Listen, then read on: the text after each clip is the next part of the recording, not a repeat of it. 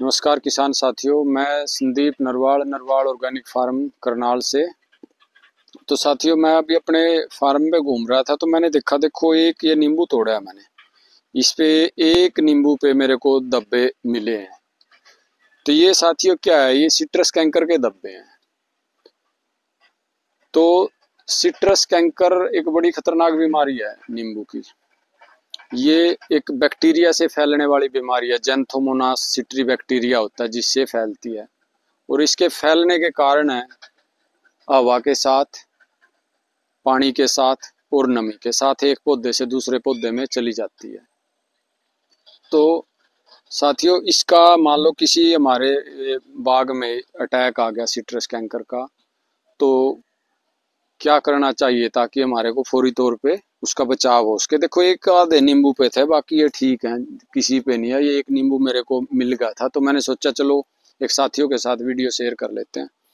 तो साथियों, जिस साथी ने जदाम सल्फर बना रखा है, तो जदाम सल्फर की, क्योंकि जदाम सल्फर भी बैक्टीरियल इन्फेक्शन में काम करता है, तो जदाम सल्फर की 3 ml पर लीटर डोज का इस पे स्प्रे करो 7 दिन के गैप पे 2 स्प्रे करो। तो 2 स्प्रे से साथियों ये कंट्रोल हो जाएगी बीमारी, और साथ में पौधे में ड्रिंचिंग भी कर दो। तो अगर साथियों बीमारी कंट्रोल नहीं हो रही तो इसका मतलब इन्फेक्शन सीरियस है।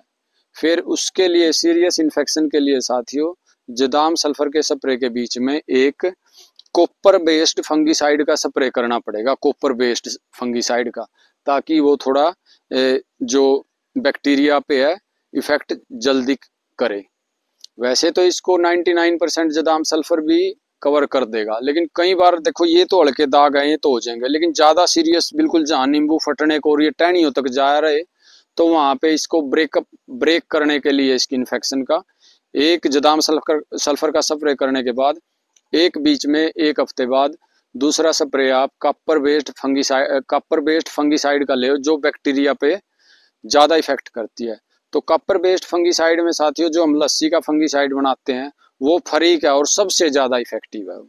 उसका 1 लीटर, एक टंकी 15 लीटर में 1 लीटर लस्सी डाल के स्प्रे करो उसका, तो वो 100% इसको क्योर करेगा, इसकी मतलब बीमारी को, इन्फेक्शन को रोकेगा।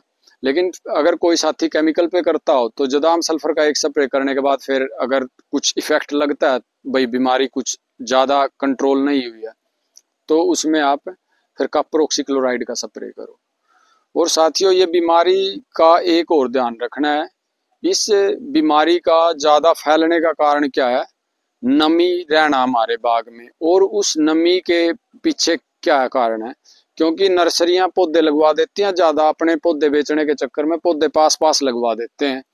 तो अभी मेरा देखो ये 10 फुट गैप का पौधा ही मिलने को हो गया। ये 10 बाय 10 का गैप है और ये 10 बाय 14 का गैप है, ये देखो।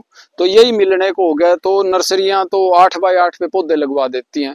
तो उस जब पौधे नजदीक होते हैं तो साथियों मॉइस्चर, नमी ज्यादा रहती है हमारे बाग में, हवा का और लाइट का ज्यादा से मतलब ज्यादा नहीं होती, मतलब हवा अच्छे से नहीं गुजरती, तो नमी ज्यादा रहती है, तो नमी में ये बीमारी ज्यादा आती है। और एक, कभी भी हमारे अपने बाग में कोई भी टहनी काटनी है, कोई भी कहीं से कोई पार्ट काटना है पौधे का, कोई टहनी टूट गई, तो उसको हमेशा स्टेरिलाइज टूल का यूज करना है। उसको कटर को अपने को डिसइंफेक्टेंट करके यूज करो, और नहीं कुछ है जदाम सल्फर में डबो लो उसको, डाइल्यूटेड में, उसमें डबो कर टहनियाँ काटो, तो वो बीमारी को नहीं फैलाएगा। तो ये साथियों, इसका कोई बीमारी का तो बड़ा भयंकर नाम है ये कैंकर, लेकिन ये जदाम सल्फर से और लस्सी वाले फंगीसाइड से दोनों से कंट्रोल हो सकती है। और बीमारी हल्की है तो खाली जदाम सल्फर भी इसको कवर कर देगा।